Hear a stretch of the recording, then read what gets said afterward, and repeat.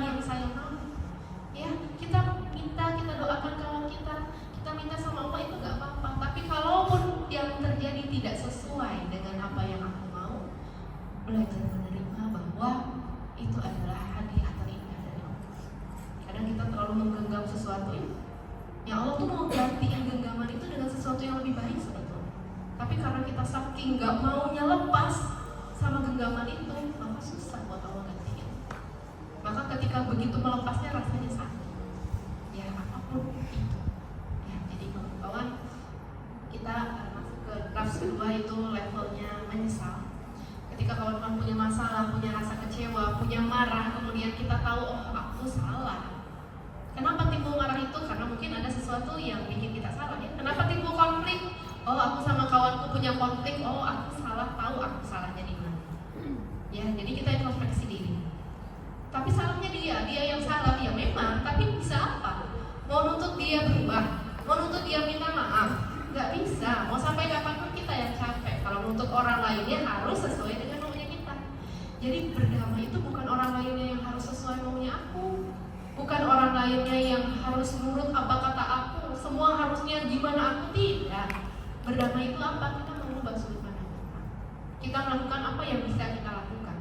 Kalaupun ternyata orang lainnya yang menyakiti kita, yang melukai kita, yang mengecewakan kita, dia yang nggak berubah, maka kita yang berubah. Kita belajar untuk introspeksi. Oh, salahku di mana? Karena setiap konflik kita pasti menyumbang, meskipun nyumbangnya cuma 1% pun.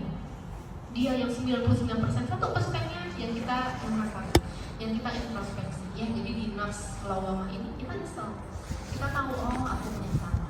Ya, ini sadar kita pernah berbuat jahat, kita pernah berbuat maksiat. Mungkin ada maksiat-maksiat yang kita lakukan sehingga orang itu jadi nyakitin kita.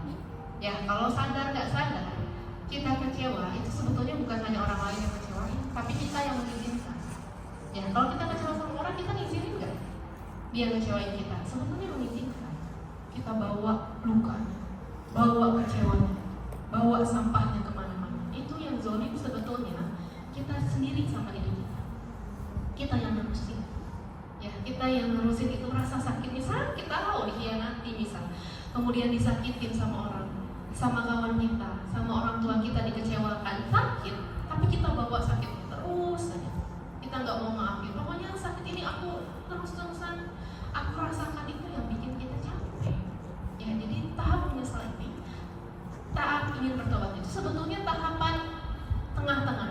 Ini bisa jadi baik, ya, bisa jadi juga tidak, bisa jadi titik kritis. Karena apa? Orang ketika nyesal tadi, ada titik kritisnya apa? Orang yang ketika nyesal kemudian bangkit, oh saya salah, oh saya pernah berbuat dosa, oh saya pernah melakukan hilaf.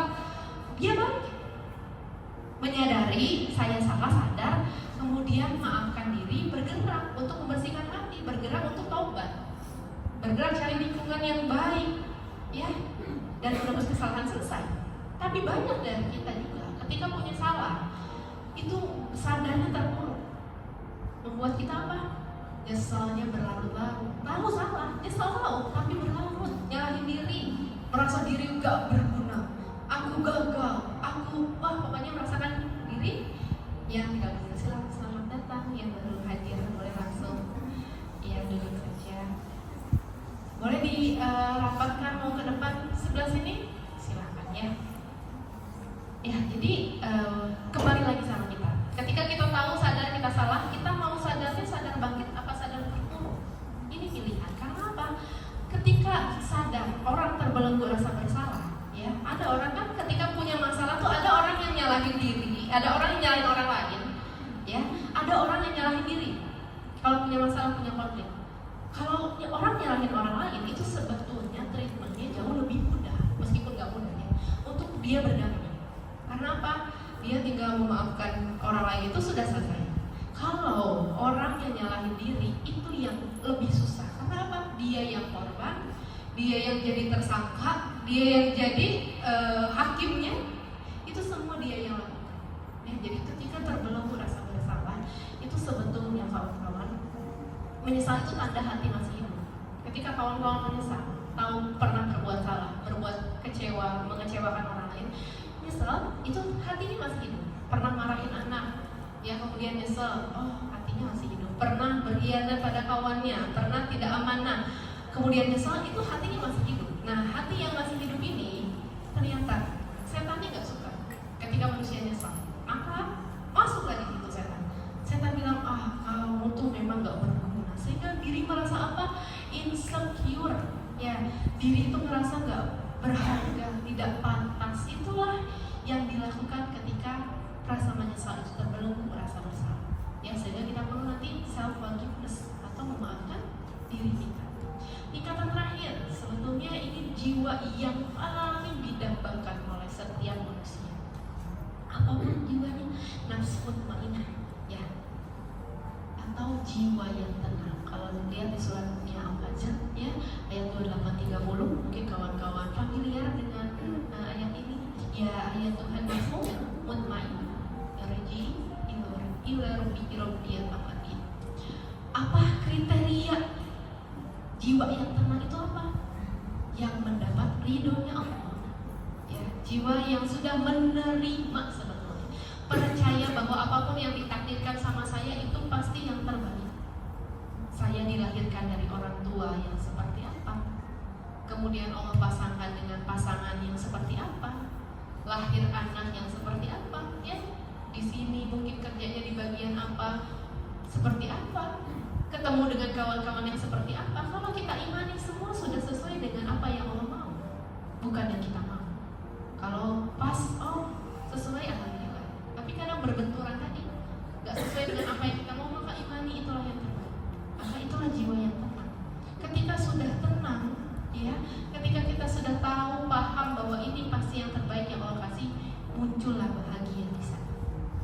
Muncullah yang namanya cinta dan syukur di sana. Kalau kitanya sudah tenang, kalau kitanya sudah mengimani, tenang itu, bahagia itu bukan nggak ada masalah, tapi kitanya sudah mengimani bahwa apapun yang terjadi sudah pasti yang terbaik. Kita nggak bawa-bawa lagi masa lalu yang tadi, yang beban emosi tadi. Kalau aja dia nggak gitu, kalau aja nggak gitu, nggak kalau lagi, nggak juga bawa overthinking di masa depan. Maka itulah masuk ke dalam jiwa yang tenang, jiwa yang penuh cinta. Dan kita akan berlatih untuk tazkiyatun nafs atau membersihkan jiwa dari amarah, ya, jiwa dari nafs amarah. Dengan apa caranya? Nanti kita praktek untuk melepasin dulu rasa sakitnya. Kita akan praktek untuk memaafkan diri dan memaafkan orang lain yang mungkin masih punya ganjalan sama kita. Ya, jadi kawan-kawan, Ramadan ini melatih jiwa kita untuk berada pada level nafs mutmainah. Ya, 30 hari kita melatih untuk berada pada level hati yang tenang, hati yang percaya bahwa apapun yang Allah berikan pasti yang terbaik. Oke, sekarang kita akan coba untuk tazkiyatun nafs. Kita akan coba untuk membersihkan hati kita dari amarah, mungkin luka, kecewa. Caranya gimana? Kamu boleh cari posisi yang nyaman. Yang mau bersandar boleh bersandar. Yang kayaknya butuh privasi sendiri itu boleh dicari, ya. Iya. Kita berlatih. Iya, langsung berbicara.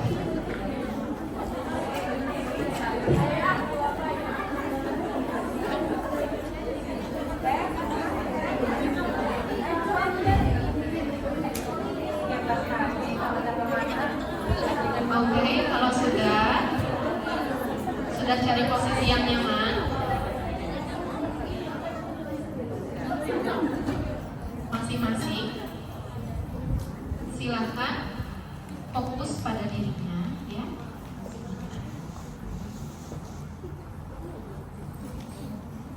Oke, kalau sudah cari posisi ternyamannya,